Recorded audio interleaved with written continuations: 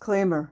Under Title 17 U.S.C. Section 107, allowance is made for fair use for purposes such as criticism, comment, news reporting, teaching, scholarship, and research. Fair use is permitted by copyright statute that might otherwise be infringing. Non-profit, educational, or personal use tips a balance in favor of fair use. Okay, you guys, obviously, hold on. I was debating whether I was going to put my glasses on to read this on my phone or read it on my tablet. Common sense said, read it on your tablet. So me, myself, I'm interested in the whole left-hand path, the whole like satanic type black magic aspect of Scientology. My primary interest is the children, but I do post some other stories. I try to find as many child abuse, neglect, exploitation, lawsuits, and any information related to the children that have been abused and are being abused as we speak. That's my primary. But I've been finding a lot of really good stuff. And I found this one through I don't know what you would call it. It's like a website. Not a website, but a site that has all these links to various articles and books. And you guys should all know I'm not a huge Chris Shelton fan or Tony Ortega. However, I did buy the book about Paulette Cooper because I really wanted to know. So if I feel like there's some good information in it, I'm going to bypass my own biases and read it. Doesn't mean I want to hang out. Okay. So this is from the webarchive.org. The left-hand path is the path of black magic, better known as Satanism or Setianism. Anyone who's in the know knows how dark it gets at the top. And not every Satanist is doing all that, just to let you guys know. Scientology has never overtly positioned themselves as a magical, let alone black magic system. Disclosing this information would severely limit membership in a Christian-dominated culture. Scientology is now stepping up their proselytizing efforts in the Orient because they do not promote their doctrine honestly. Those of Eastern faiths are just as open to Scientology's treachery as Christians have been in the West. Hubbard was good at obfuscating his sources. No lay member of Scientology is given any indication whatsoever that Scientology is anything but the inspiration and genius of its humanitarian founder. A current Scientology website, bonafidescientology.org, makes lengthy arguments about why they should be called a religion. However, none of the authors of the papers presented analyze Scientology's secret doctrine. Is that a reference to Madame Blavatsky? Or admit to having access to them for the preparation of their papers. Scientology can, however, be analyzed against left-hand, right-hand criteria. For this, I am liberally assisted by Lords of the Left-Hand Path, by Stephen E. Flowers, Ph.D. and former Grand Master of the Order of the Trapezoid of the Temple of Set. Flowers' book is both scholarly and decidedly pro-left-hand path. In making my comparison, I wish to eliminate possible bias in the criteria itself. The analysis of Scientology presents several challenges. Hubbard grossly misrepresented his professional qualifications and pre-Scientology history. Scientology doctrine has been sanitized by Hubbard's successors. There are significant discrepancies in current editions of Hubbard's early written and taped material, which now omit clues that point to his actual philosophy and intent. Further, Hubbard carefully trained his administrators and public officials to provide acceptable truths in presenting Scientology, which truths satisfy all but the most carefully discriminating inquirer.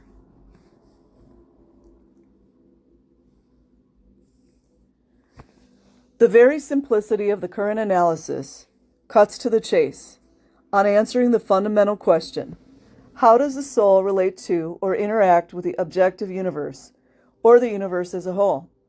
The right-hand path answers this question simply by saying that the subjective universe must harmonize itself with the laws of the objective universe, be that envisioned as God or nature. Humanity is to seek knowledge of the law, and then apply itself to submitting to that law in order to gain ultimate union with the objective universe, with God or nature. The right-hand path is a path of union with universal reality, God or nature. When this union is completed, the individual self will be annihilated. The individual will become one with the divine or natural cosmic order. In this state, the ego is destroyed as heaven is entered, or nirvanic existence, non-existence, is attained. This is clearly the goal of all Orthodox, Judaic, Christian, Islamic, or Buddhistic sects.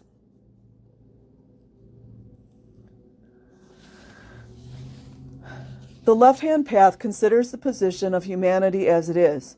It takes into account the manifest and deep-seated desire of each human being to be a free, empowered, independent actor within his or her world. The pleasure and pain made possible by independent existence are seen as something to be embraced and as the most reasonable signs of the highest, most noble destiny possible for humans to attain, a kind of independent existence on a level usually thought of as divine. Stephen E. Flowers, Lords of the Left-Hand Path, copyright 1997, page 2.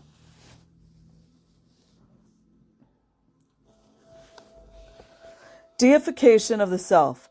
Flowers gives two major criteria for being considered a true lord of the left-hand path. The first of these is deification of the self.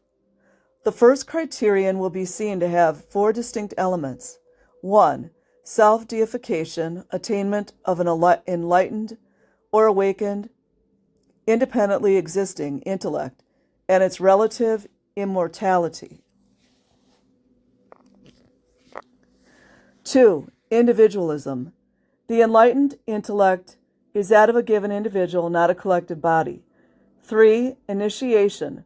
The enlightenment and strength of essence necessary for the desired state of evolution of self are attained by means of stages created by the will of the magician, not because he or she was divine to begin with. 4. Oh, that's a good one. 4. Magic practitioners of the left-hand path see themselves as using their own wills, like do as thou wilt, in a rationally intuited system or spiritual technology designed to cause the universe around them to conform to their self-willed patterns. Stephen E. Flowers, Lords of the Left-Hand Path.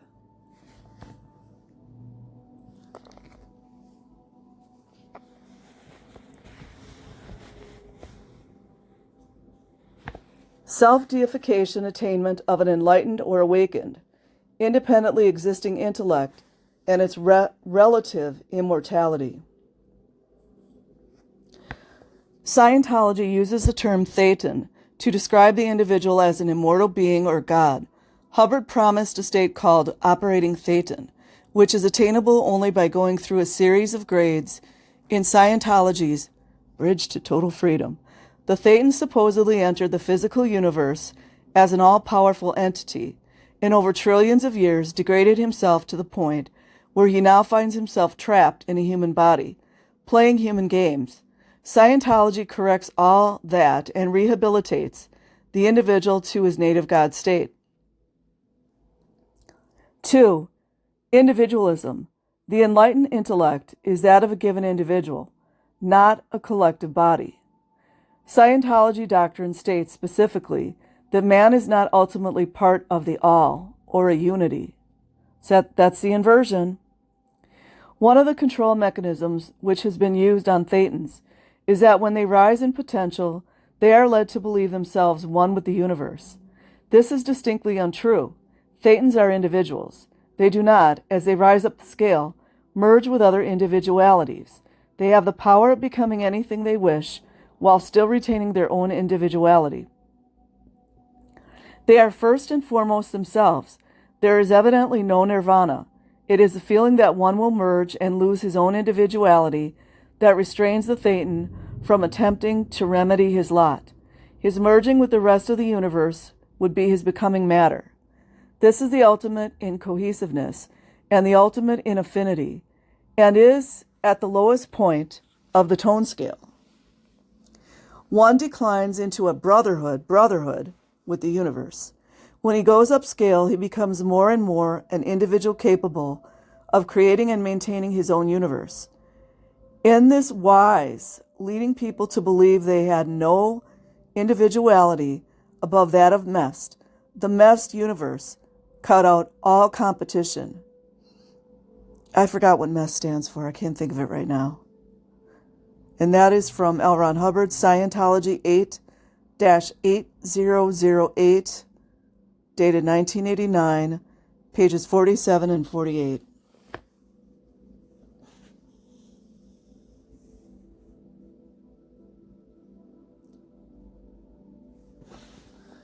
On the other hand, Scientology's solution for the rehabilitation of the individual is entirely that of replicating Hubbard's own doctrine and views into the conscious and unconscious minds of its members.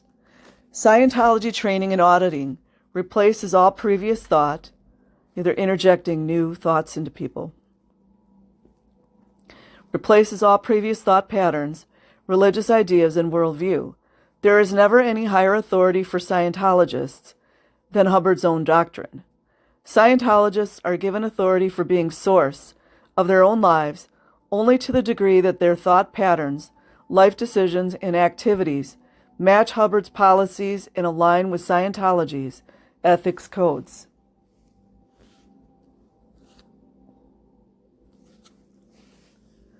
Hubbard taught that Scientologists do not make it on their own, outside of the parameters of Scientology's closed control system.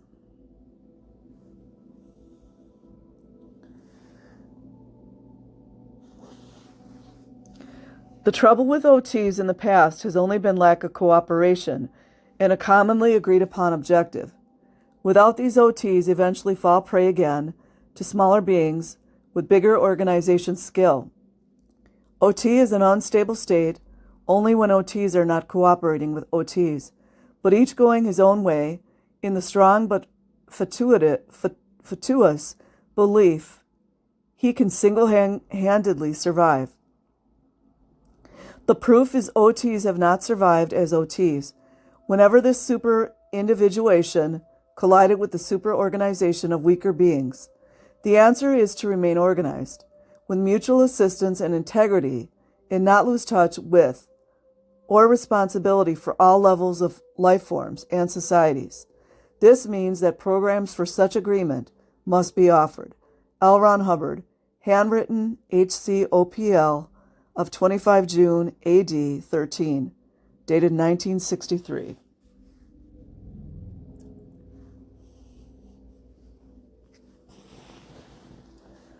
This policy reveals that Hubbard never intended for Scientologists to follow a left-hand path. His intention was that Scientologists operate only within the parameters that he himself determined for them. It's about control. Scientology's ethics system and confessional procedure, doesn't that sound like the Catholics? Are the main tools with which all individuation is removed and a uniformity of thought pattern is achieved throughout the organization. Scientology holds up the confessional procedure against the practices of other religions, such as Catholicism. One critical difference between confessionals in Christianity and confessionals in Scientology is the issue of forgiveness. Catholics are forgiven by God, and the person experiences the restoration of his relationship with God. At the end of Scientology confessionals, the auditor gives the confessor the following proclamation. By the power invested in me, any overts and withholds you have fully and truthfully told me are forgiven by Scientologists. L. Ron Hubbard, HCOB, 10th November 1978, R.A. Proclamation Power to Forgive, 1991.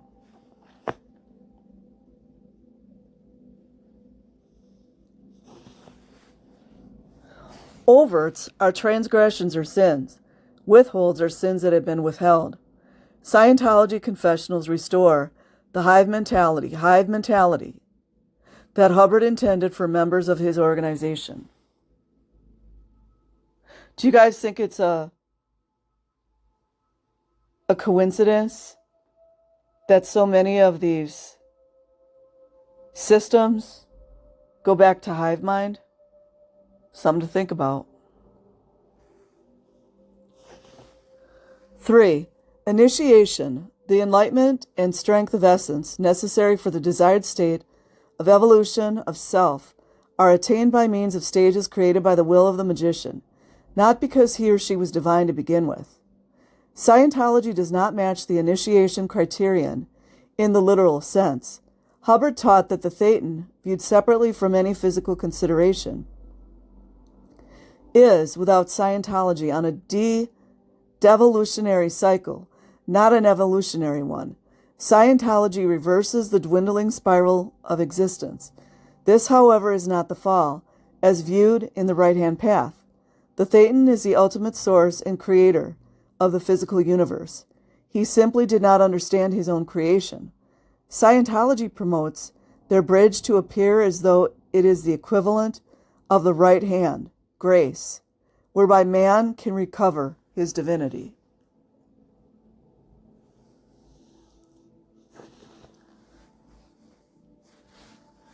Theta Mess Theory. A theory generated by myself in the fall of 1950 as an effort to explain just a theory, the phenomena of an analyzer working in one direction and a reactive mind working in quite another, the reactive mind being interesting and the analyzer being interested. 5410 C as in Charlie, M as in Mike, 06, 2. The idea is that life is a no-substance thing up against a physical universe, which is a substance thing. Here is nothingness up against a somethingness, interacting where the nothingness or the no-substance thing is actually giving orders to and handling the all-substance thing, the physical universe, UPC 3, 5406 CM 3. The idea that there was a universe and that there was thought theta without wavelength, without mass, without time, without position in space. This was life. And that was impinged upon something else called the physical universe, which was a mechanical entity which did things in a peculiar way. And these two things together, theta messed, interacting, gave us life forms. Yeah, he definitely didn't think of that one on his own. PXL, page 140.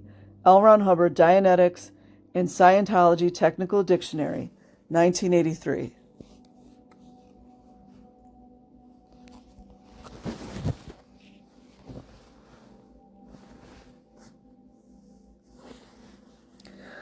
Hubbard explains, however, that as a composite of Thetan plus body, man has been on a learning evolutionary curve. This experience has taken place over many eons and almost countless past lives.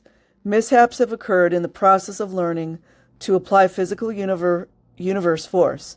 These cause unconscious incidents to collect in the reactive mind, a mind that no other religion, science, or philosophy has been able to conquer until Dianetics and Scientology. The reactive mind has gradually reduced the Thetan's native power and ability. It is the unwanted byproduct of the Thetan's history in the physical. Hubbard taught Scientology is the necessary evolutionary step whereby the Thetan's original power is recovered. through the elimination of the reactive mind. The knowledge gained through this process makes the overall physical experience an evolutionary one. Therefore, by reaching the top of the bridge, Thetans recover their native power and are also in possession of the knowledge necessary to ensure they never get trapped again in the physical.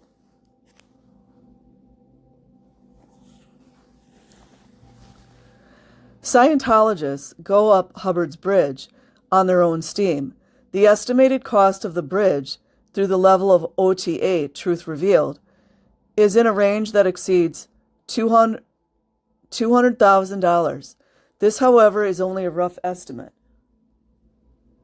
Due to price fluctuations, individually tailored auditing programs, and so forth, no one has reached the top of the bridge to date. The most advanced levels have not been released to the public because they don't exist. Regardless, the will of Scientologists with respect to their evolution largely manifests in their ability to pay for the bridge and in their contributions toward the expansion of Scientology as an organization.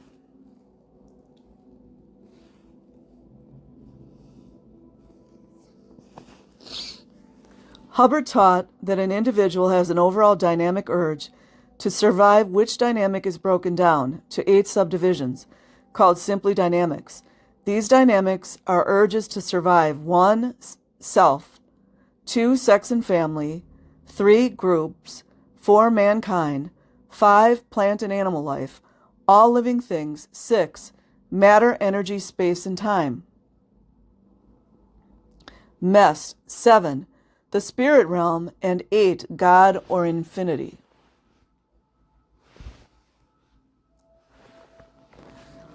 Scientologists learn that they will not go fully free unless they take care of their dynamics. This, of course, included the mankind dynamic, and is the motivation for Scientologists to disseminate Scientology. Advanced organizations of Scientology closely monitor the financial and dissemination contributions of their members as criteria by which eligibility for advanced levels are determined. So if you got the money, doesn't matter if you're hurting young children or essaying them, you can go up the bridge.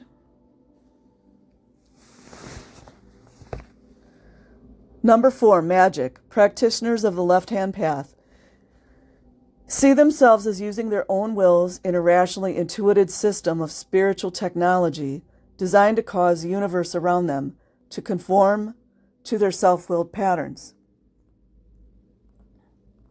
Scientology differentiates the will in terms of determinism. One can be other determined, by which is meant he is the unwitting effect of his reactive mind or of others' intentions. One can be self-determined, which means that he can control himself and his immediate environment, not including the determinism of others. At the level of clear, one is self-determined. Optimally, however, the person is pan-determined, which involves the capacity for him to control the outcome of everything in his area. An operating thetan is pan-determined. Hubbard pan-determinism simply extends the individual's right to control the will of others, in his vicinity. Although Hubbard does not overtly define the word pan in the satanic sense, it may be appropriate to consider it in this light. Hubbard jokingly announced his title of Prince of Darkness. In PDC Lecture 1, on 1 December 1952, the Scientology training system creates psychological Hubbard replicas. The accepted interpretation of Hubbard's pan-determinism, however, is that as one becomes more OT, he can responsibly apply ethics to his dynamics, which ultimately includes everything and everyone. Hubbard provides for this in OT maxims.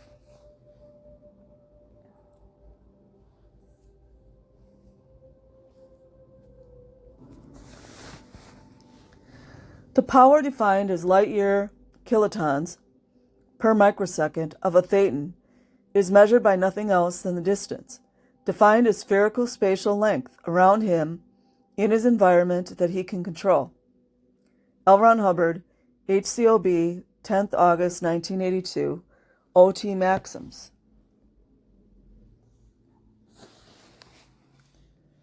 Hubbard closely associated will with his philosophical triangle of knowledge, responsibility, control. The KRC triangle is Hubbard's answer. Well, that's very pivotal in magic too. Triangles are they're very magical. The KRC triangle is Hubbard's answer to Aleister Crowley's law of Thelema, will. Do what thou wilt shall be the whole of the law. As with the Rosicrucian philosophical triangle, raising one corner of the triangle raises the other two corners. Therefore, as one's knowledge is increased, his responsibility and his ability to control is raised. As one's ability to control is increased, so too does his knowledge and responsibility increase. And as one increases his responsibility, his control and knowledge factors increase.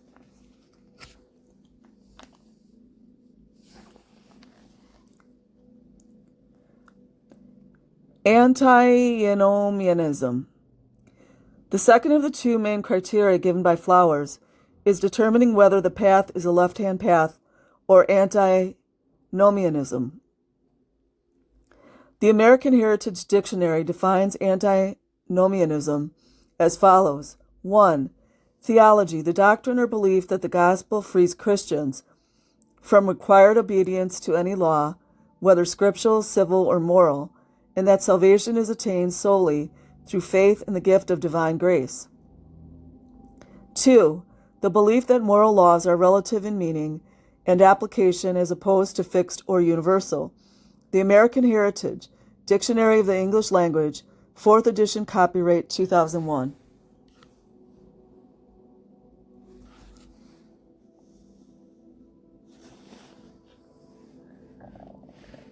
Flower further explains how antinomialism applies to the left-hand path. Literally, antinomialism implies something against the law, but the practitioner of the left-hand path is not a criminal in the usual sense. He or she is bound to break the cosmic laws of nature and to break the conventional social laws imposed by ignorance and intolerance. But in so doing, the left-hand path practitioner seeks a higher law of reality founded on knowledge and power. Although beyond good and evil, this path requires the most rigorous of ethical standards. These standards are based on understanding and not on blind obedience to external authorities. Stephen E. Flowers, Lords of the Left-Hand Path.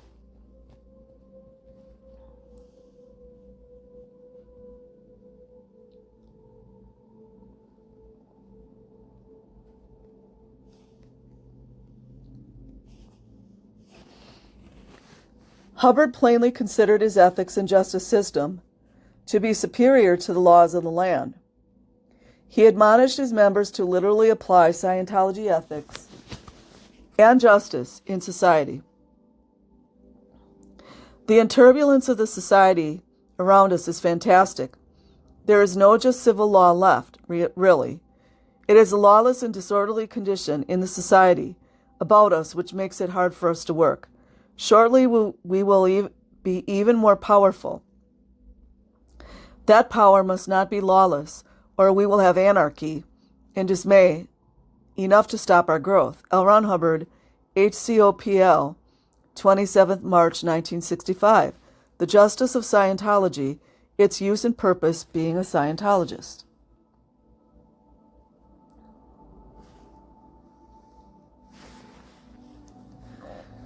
Scientology's internal ethics and justice system contains various regulations with respect to secular courts. The high crimes selected below highlight the controls Scientology places on its members with respect to the secular legal system. LAPD, you should listen up.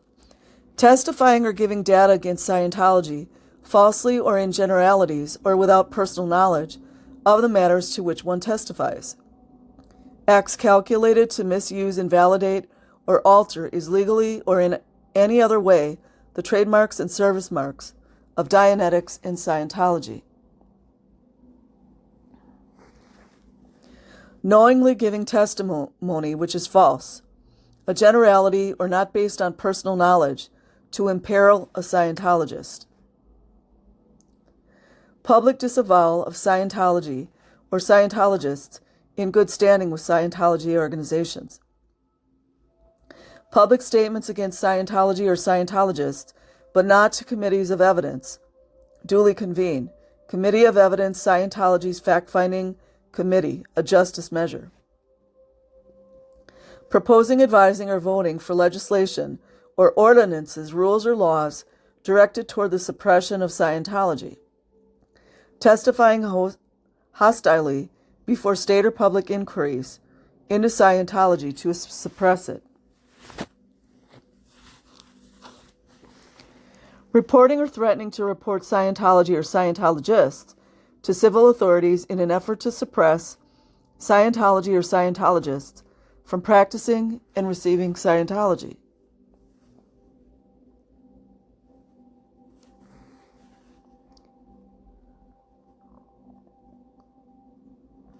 Bringing civil suit against any Scientology organization or Scientologist, including the non-payment of bills or failure to refund, without first calling the matter to the attention of the International Justice Chief and receiving a reply.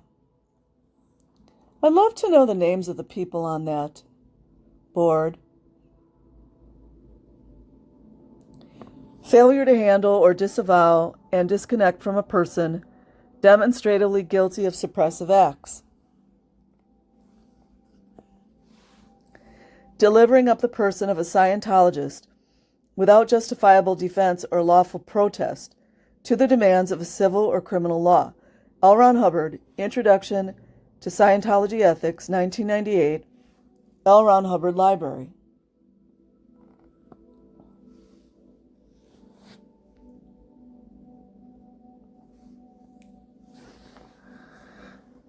Hubbard places murder and arson in the same category of offenses listed above. David Miscavige, as the chairman of the board of the Religious Technology Center, is responsible for monitoring and controlling all violations of the above crimes. All major Scientology periodicals now include a page that lists these and other such matters of RTC concern. The RTC instructs Scientologists to report these and other matters to the RTC. Scientology's own criminal activities are well documented on current critic websites. A few links are referenced at the end of this document. One of the most notorious efforts was Operation Snow White, Scientology's international conspiracy to infiltrate government agencies all over the world. Hubbard's wife, Mary Sue, and 10 other conspirators were consequently convicted, fined, and given lengthy prison sentences in October 1979.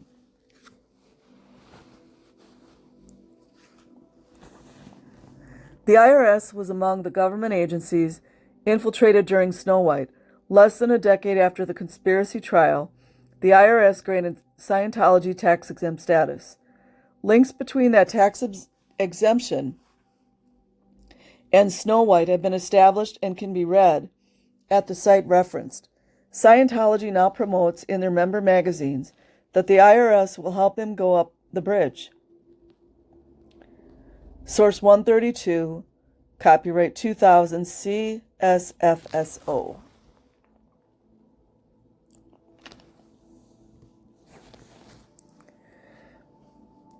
Make your tax deductible donations before December 31st, and Uncle Sam will help you go up the bridge in the coming year.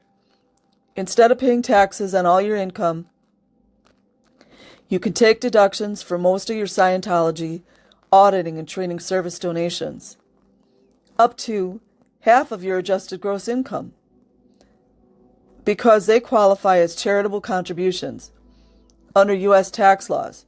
In some parts of the country, combined federal and state income tax can reach as high as 50% of your taxable income.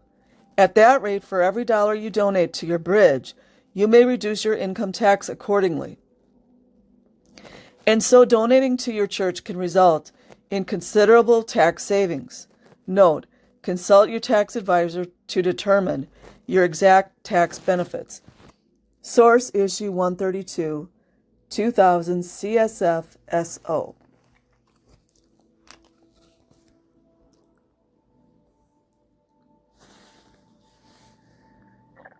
Scientology is well known for its aggressive litigiousness.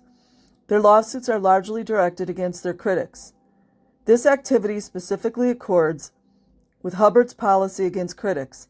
He states in no uncertain terms that a critic to Scientology is, without exception, a criminal. The following 3 quotes are excerpted from a Hubbard bulletin called Critics of Scientology. We do not treat the sick or the insane. We break no laws. We do more good in any 10 minutes of this planet's time than the combined efforts of all social ministries on earth to better mankind. Propaganda. Stated that way, however, it looks pretty hopeless and even dangerous to be a Scientologist. Except it is totally hopeless and fatal not to be a Scientologist. L. Ron Hubbard, HCOB, 5 November, 1967, Critics of Scientology. More policies shown here. There's so many people trying to say these policies do not exist. There are many websites on the internet that document Scientology's criminal and inhumane activities. Scientology hopes to ruin utterly the growing number of its critics. Those who are not Scientologists are left in complete ignorance of the motives of the dishonest, and they have no chance of personal immortality. It is as simple as that. It is better to be endangered, but with a chance then to be condemned utterly and without one. Those who criticize one for being a Scientologist or make snide remarks cannot stand a personal survey of past actions or motive. This happens to be a fortunate fact for us. The criminal abhors daylight, and we are the daylight. Now get this as a technical fact, not a hopeful idea. Every time we have investigated the background of a critic of Scientology, somebody who asks questions, we have found crimes for which that person or group could be imprisoned under existing law. Oh, but I thought you didn't follow the WOG laws. Huh. We do not find critics of Scientology who do not have criminal pasts. Like you, L. Ron Hubbard? Over and over we prove this. L. Ron Hubbard, HCOB, 5 November, 1967, Critics of Scientology.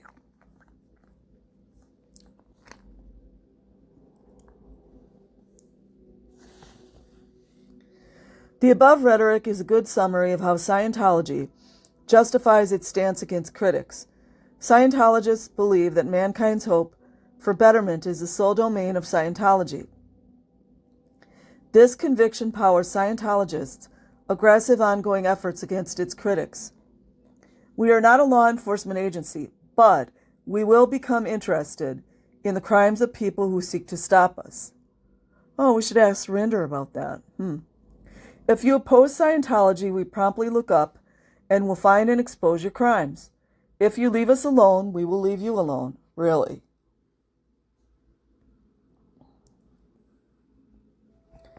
It's very simple. Even a fool can grasp that. And don't underrate our ability to carry it out. Is that a threat? That really sounds like a threat, you guys. If you, the criticized, are savage enough and insistent enough in your demand for the crime, you get the text, meter or no meter.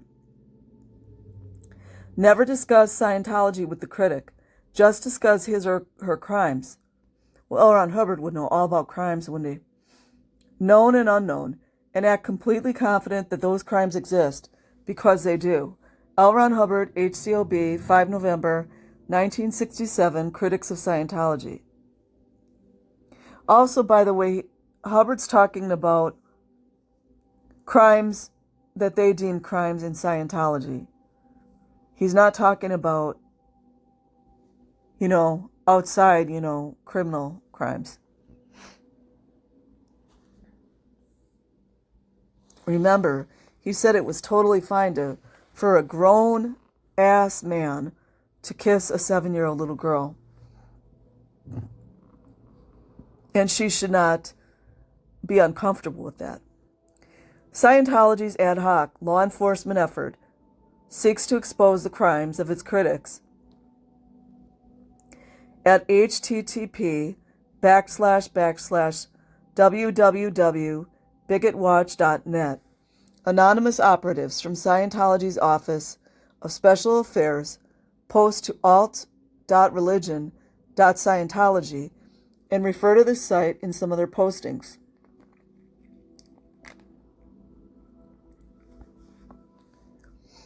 What passes for spiritual attainment in Scientology, this is a summary,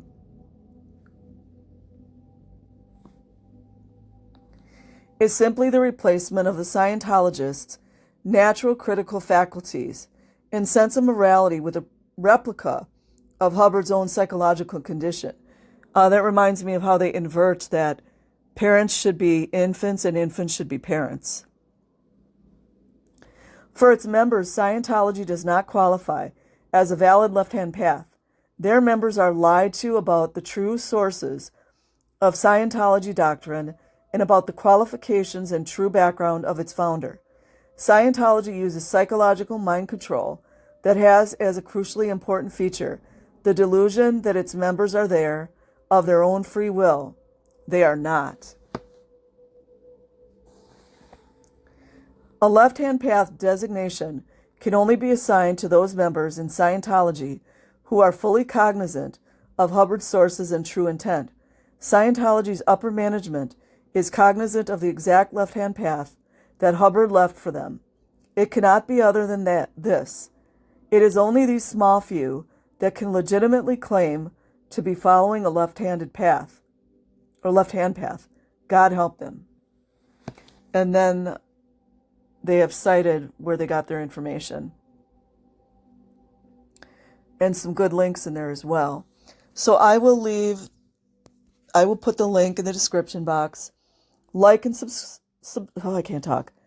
Like and subscribe if you like. Wherever you are, have a good day or a good night. Peace.